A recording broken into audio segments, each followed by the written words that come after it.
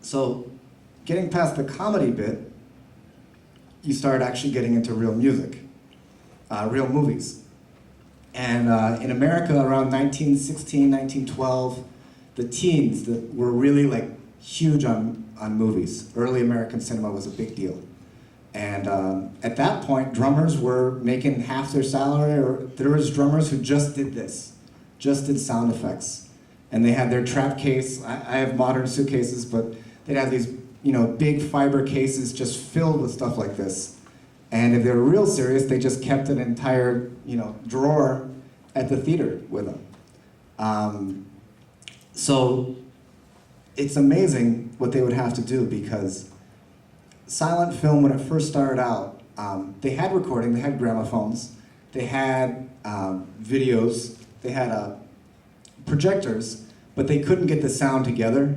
Synchronizing the sound was actually something we take for granted. It was very difficult, because if someone's mouth is moving, you have 1/100th of a second to match that up. So it was actually very, very hard. And if you've ever put a needle on a record, you know that you're not gonna timestamp that to 1/100th of a second.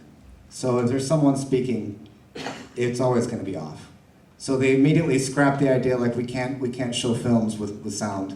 We just can't do it. And they already had the tradition from the theater of slapsticks and baby cries and all these funny sounds. They said, why don't we just create more sounds and make the entire movie come alive as best we can? Now, this was easier said than done, because if you think that sounds like a baby, it's a little bit of a stretch. So they worked really hard. They took themselves very seriously, these drummers. Some of them were playing jazz gigs on Monday nights, and on Saturday and Sunday nights they were doing movies. I've read from newspaper articles at that time that some people were doing it very badly. That people were, every time there was a bird in the background, I can't even find my own stuff. There'd be like a bird behind this like passionate love scene where they're confessing their love. There's a bird 40 yards back, they'd be as loud as possible. So there was reviews, just like now there's critics today, who would write, there was a guy behind the screen with percussion effects really making an ass of himself. So they did their best. It really helped out a lot. And that lasted all the way until around 1929 or 1927, when the first example of synchronizing sound came about. And that was The Jazz Singer in 1927. And that was the very first sound synchronized film.